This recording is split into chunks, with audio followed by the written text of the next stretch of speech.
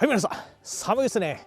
今日はマイナス3度、射撃場にいますけどもね、皆さん、3万5,000円、こんだけやったら何を買います？今回はですね、なんと、350ドルで買った銃を紹介したいと思います。こちら、1911A1 モデルです。これはですね、第一次世界大戦、第二次世界大戦、米軍で使われたモデルの、全く一緒のコピーになります。残念ながらね、コルトのこの 1911A1 モデルはめちゃくちゃ高いんですけどもね、このコピー品350ドルで買いました。まあそんなに安い銃、品質は大丈夫なんかって思われるかもしれないですけどね、英語でですね、そんないい話はないってことを too good to be true、too good to be true と言います。これはね、日本語で言うと安かろう悪かろうっていうような、ね、同じような意味なんですけども、英語では too good to be true と言います。まさにその言葉通りで、こんなに安くてそんな品質は大丈夫なんかってことですけどもね。では実際にね、こちらの銃詳しく見ていきましょう。こちら新しく買った銃1911ですね、1911の銃をね紹介していきたいと思いますけども、会社はね TSAS っていうメーカーになります。これはねトルコの製造会社ですね。では開けていきましょう。じゃじゃん。はい、まずこちらねいろいろ紙がありますけど、まず TSAS、トルコの会社って言いましたけども、この会社ね製造技術がかなり高い会社ですね。 SDS インポットっていう会社がねアメリカに輸入してるんですけども、彼らの銃をたくさん輸入してます。彼らはですねトルコの会社なんで、トルコの軍にね大量に銃を卸してるらしいんです。とにかく品質の高い会社ってのは確かですね。はい、アクセサリーの方ですけどもね、今回はですねトリガーセーフティーの鍵がついてます。これ全部プラスチックでね、なんかものすごいやばいやつなんでつける気は全くないですけども、こちらはね嬉しいアクセサリーですね。これ何かっていうと、ブッシングをね取るレンチなんですけども、さらにねこちらにピンがありまして、これはテイクダウンバーを取るときに使います。これは嬉しいですね。はい、そしてマガジンが1個、これはね GI マガジン、同じデザインのやつですね。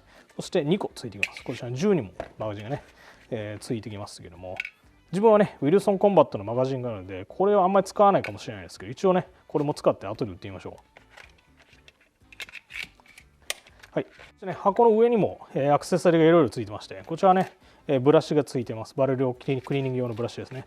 そしてこちら棒がついてますけどもね、これもバレルクリーニング用の棒です。この後ろにはねオーナーズマニュアルがついてます。はい、読みません。残念でした。はい、これを残しておいてね。じゃじゃん、1911-1911A1 ですね。素晴らしい。めちゃくちゃかっこいい。このオレンジのやつはねチェンバーフラッグといって、中に何も入ってませんよっていうのを示すフラッグなんですね。はい、こちらの 1911A1 モデルとねもうほぼ一緒っていうぐらいのね素晴らしいコピーになってます。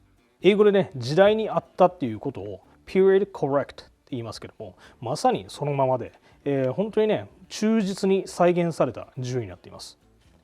ではねこのチェンバーフラッグを取りたいと思いますけども、はい、取れました。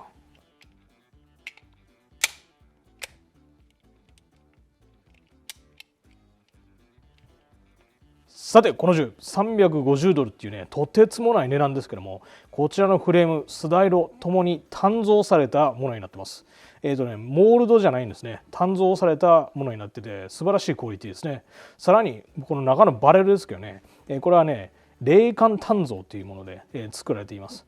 耐久性がものすごく高くて、自分が調べたところその冷感鍛造っていう技術もかなり難しいもので、みんながみんなできるわけじゃないらしいんですね。ですのでこの TSAS のその技術っていうんですかね、その高さが分かるやつだと思います。この A1 モデルですけども、こちらにねマロ 1911A1 US Army、 これはねもともとコルトのやつとはまた違う刻印になってますけども、かっこいいですよね。そしてこちらのグリップ、色はちょっと違いますけどね、これもプラスチック、もともとのねオリジナルの 1911A1 モデルもプラスチックでできています。はい、素晴らしいですね。でこちらには TSAS Knoxville Tennessee って書いてますけども、はい、素晴らしいじゃね。こちらの1911ね A1 モデルですけども、これはねかの有名なジョン・ブラウニングがもともと設計した銃でございます。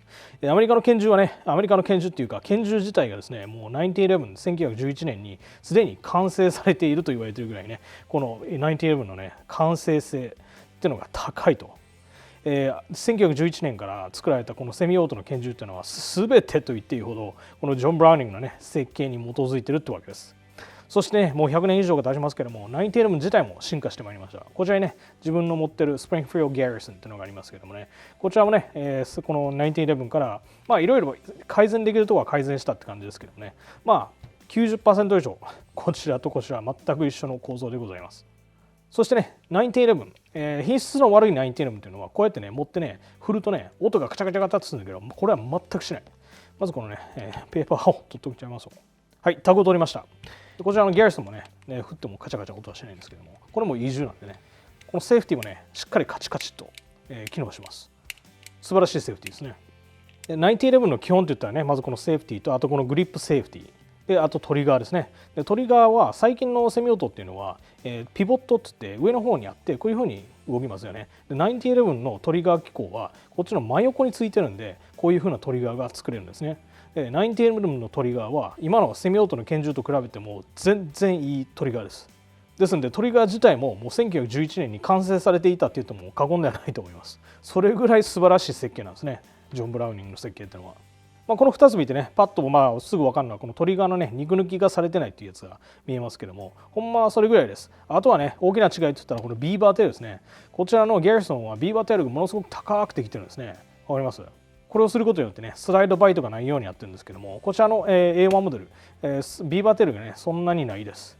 これはね、もともとのデザインそのままなんで、こういう風な設計なんですけども、だから1911年にね、もともとこの銃が出ていた時はほんまにこんな形だったらしいです。はい。そしてね、こちらのハンマーですけども、この T サスのやつはちょっとね、膨れ上がってますよね。わかりますか？で、このもともとの A1 モデルはもうちょっとね、ストレートに出てたらしいです。はい。これだけが唯一の違いって言ってもいいぐらいですね。この T サスの1911ともともとオリジナルのコルトの1911の違いは、このハンマーのこの何ていうんですかね、膨らみがないっていうのがね、それぐらいだけです。そしてね、こちらのサイトも、ピリオドコレクト、その時代にあったねサイトです。典型的にはね 1911A1 モデルのサイトですね。こちらのサイトはね取り替えもできません。このままです。はい、調整もできないですね。はい、ではね、重さはグラムで測っていきます。はい、1キロ 102g ということでね、重い銃でございます。こちらのギャリソンはね、どれぐらいでしたっけ？はい、こちらも1キロ超えてますね。1キロと 60g。こちらのね、T サスのこの A1 モデルの方がちょっと重いですね。はい、では恒例のね、トリガーウェイトを測っていきますけども、マガジン取っちゃいますね。はい、キロで測っていきます。軽い 1.7 キロ。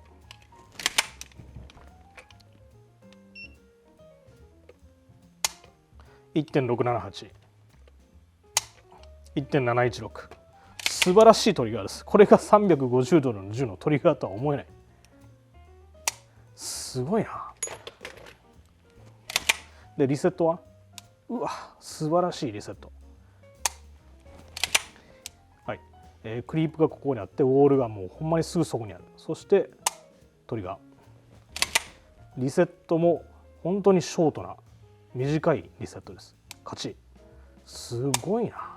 まずそもそもなんで安いかということですけども、今ねトルコの貨幣がものすごく安いらしいんですね。円安みたいになってて、でドルが強いから今こんな安く手に入るらしいんですけどもね。はい、ほんまやったらねもうちょっと高くてもいいぐらいの品質の銃やと思います。ではね、こんな机でごちゃごちゃ言ってるのはもったいないんで、射撃場に行ってこれを撃っていきましょう。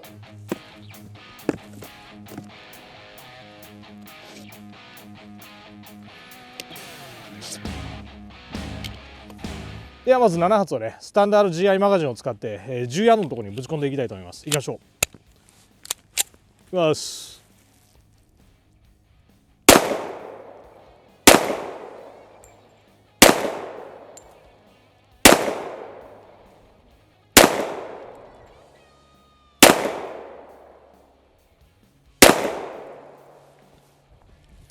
ものすごくいい素晴らしい。一発ちょっと外れましたけどね、結構いい集団ですよね。初めて撃ってこんだけなんでね、もうちょっと撃ったらもっと狭まってくると思います。素晴らしい銃ですね。次はウィルソンコンバットのマガジンを使ってね、これで撃っていきたいと思います。いきましょう。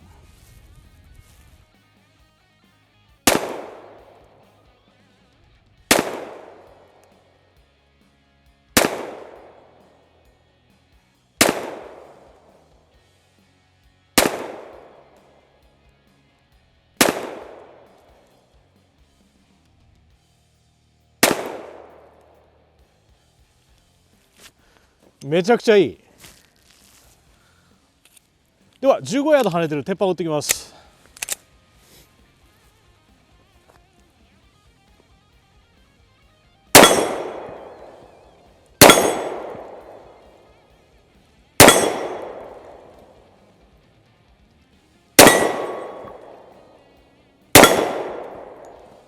さっき最後のラウンドでね、failure to feed、ジャムが起こりました。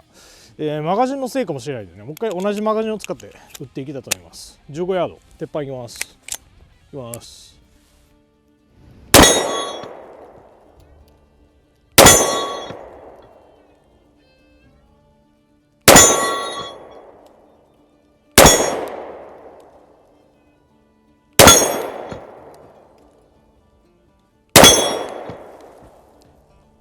また同じですね。failure to feed。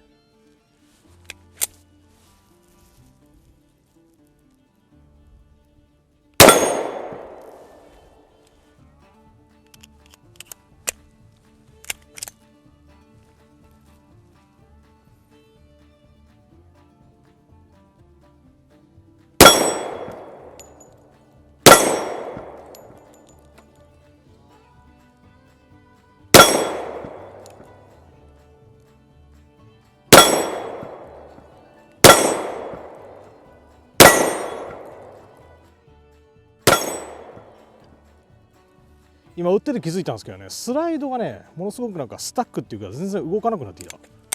わかりますこれ。すごいでしょこれなんなんやろ、寒いからかな。これはちょっとまずいですね。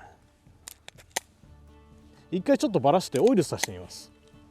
さて分解してねオイルさしたんですけどね、わかります、ダメですね。もしかしたら寒さかもしれないですね。継続してねバンバン打っていきたいと思います。もしかしたら変わるかもしれない。いきましょう。ウィルソンコンバットいきます。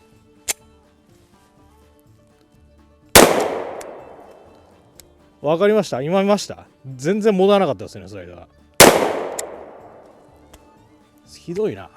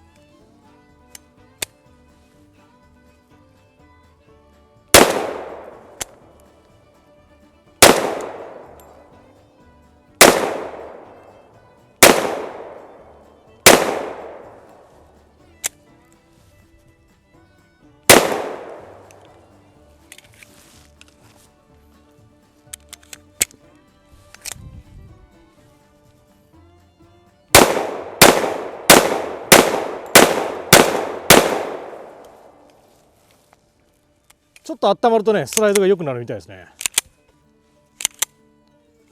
もうちょっと続けてみたいと思います。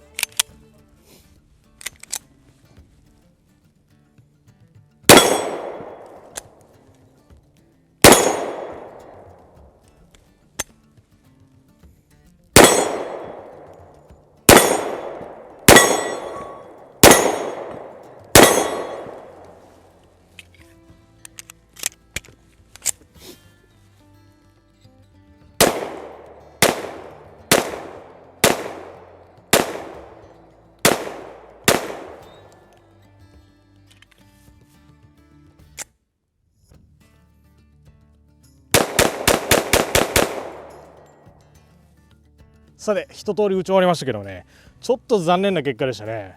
この動画ね実は350ドルで買ったこの銃素晴らしい銃でした、安くて素晴らしい銃でしたってね終わりたかったんですけども、ちょっとそうは言えないですね。まさかこの気温でこんなに動作がね悪くなるとは思ってなかったです。まあね今だいたい50発ぐらい撃ったんで、まだねブレイクインができてないのかもしれませんけども、それにしても悪い動作がやっぱりね350ドルの銃やとこんなもんなんですかね。ギャリソンでは絶対こんなんならないですよ。スプリングフィードのねギャリソン、自分のもう一個のガバですけども、まあねこの銃もね撃ち続けて、ブレイクインをし続けてね実際にどうなるかっていうのを見ていきたいと思いますけども、初撃ちでは、10点中2点です。はい、こんだけ動作が悪くなるとこれは使えないですね。今こうやってるとね、一時期に比べて動作はいいんですけどもね、まあ様子見ですね。はい、ということで今週もありがとうございました。コメントくださる方大好きです。ではさよなら。